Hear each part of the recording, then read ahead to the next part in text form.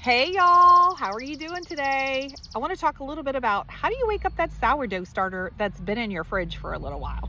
Personally, I don't keep mine on my countertop. I actually keep mine in the refrigerator because I only bake like once a week. For someone who bakes daily, then it makes sense for them to keep their sourdough starter on their counter and feed it every day or two to keep it active because they need an active sourdough to be able to do something. Not me. I might feed mine once a week, maybe once every 2 weeks. Is once you put your sourdough into the refrigerator, it's still alive. Its ecosystem is still in there, working, blooming, being active, doing all its active things. It just slows down a little bit because it's cold. It's very, very cold in there.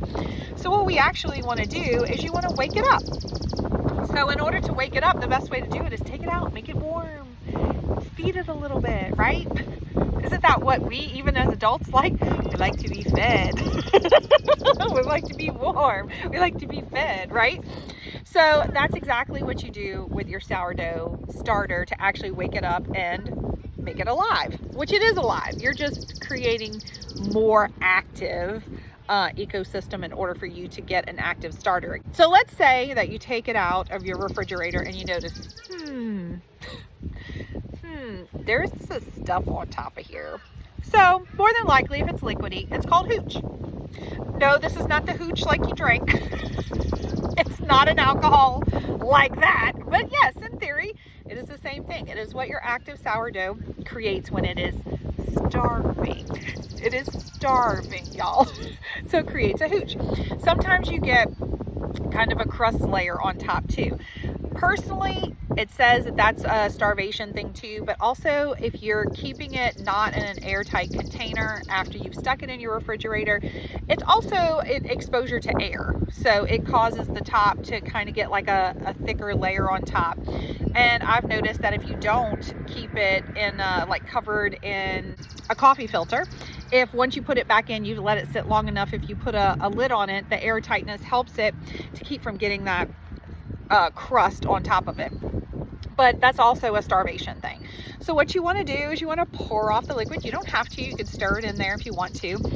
You can take off that hard cover core. You can dump it out in a bowl. You can use the bottom of it, or you can just scrape the top off of it and go on and use it to make yourself an active starter. So sometimes it can have a really strong alcohol smell. That's not necessarily a good thing, but it's also one of those things like it's been sitting around a while. So personally, whenever I start to wake up my sourdough starter in the refrigerator, if I know that I'm going to mess with it, say tomorrow morning, I will take it out tonight and sit it on the counter so it has time to kind of warm up, right? And then in the morning, what I'll do is I'll kind of look and see what I have. And if there's hooch, I pour it out. If there's that layer, I scrape that off. But most of the time, by the time I pull mine out to wake it up, it's really just been in the refrigerator and it's just cold. So what I do when I take it out is I take it out and I use a formula that works really good for me here in Southeast Louisiana. Lots of bloggers and lots of people talk doing about half flour, half water, equal parts flour and water, and mixing it in with your starter. You can do that also. But if you hop on over to my blog, I will show you, or I have a link to the actual formula that I use to make my sourdough active when I take it out of the refrigerator. Now, just remember, you want it to try to double in size. You know, sometimes mine will take a little bit. I definitely will do it in the morning if I want to use it in the evening. So you need to give it a few hours to rise. If you find that it didn't rise as much as you would like it to, that's okay. Take out another scoop, feed it again, and feed it until you get that double rise within like 4 to 6 hours, because that's what you're looking for. You want something very active, very bubbly, very active. Right? Because that is what's going to make your sourdough taste like sourdough. And that is what's going to make your sourdough work for you.